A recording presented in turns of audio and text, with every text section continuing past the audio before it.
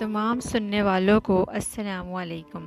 Friends, उम्मीद है कि आप सब लोग ठीक ठाक होंगे और खैरियत से होंगे। आज मैं आपको एक गरीब लड़की की कहानी सुनाऊंगी। मेरी क्लास में एक लड़की शाज़िया पढ़ती है। वो एक फ्री पीरियड में मेरे पास आई और कहने लगी, मैम मुझे आपके 2 मिनट मिल सकते हैं? तो मैंने कहा, क्यों नहीं, बोलिए, आपको क्या कहना चाहती हैं? मैं समझी कि कोई तालीमी मदद लेनी होगी। अक्सर लड़कियां फ्री पीरियड में ऐसे आ जाती हैं। तो इसने कहा, मैम आप अपने पुराने कपड़े किसको देती हैं? मैं इसकी बात से हैरान रह गई कि ये कैसा सवाल है।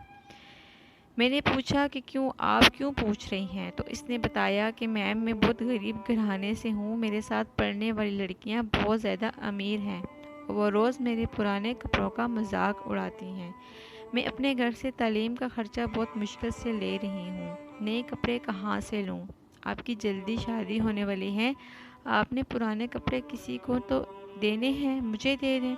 इसकी बात सुनकर पहली बार मैंने इसके कपड़े देखे जो वाकई ही पुराने हो गए थे, लेकिन सलीके से इस्त्री करके पहने हुए थे। मुझे अफसोस से कहना पड़ता है कि हम किसी की ज़ात पर बात करते हुए 1 मिनट भी ये नहीं सोचते कि हमें क्या हक पहुंचता है कि किसी को कमतर कहने का या किसी के ज़ाती मामले में टांग अड़ाने का।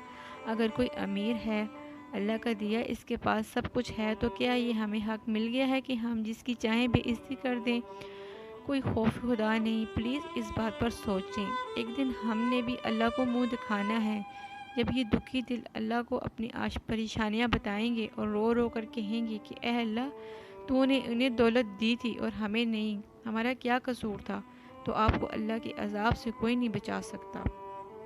प्लीज़ सोचिए और लोगों के ज़ाती मामलात में दखल देने से गुरेज करें। क्या पता वो किस हालत में ज़िंदगी गुजार रहे हों। और वैसे भी जो कुछ हमारे पास है वो भी तो अल्लाह का ही दिया हुआ है। तो तकब्बर किस बात का? अल्लाह को इनके लिबास से नहीं, लोगों को इनके लिबास से नहीं, इनके इखलाक और किरदार से परखिए।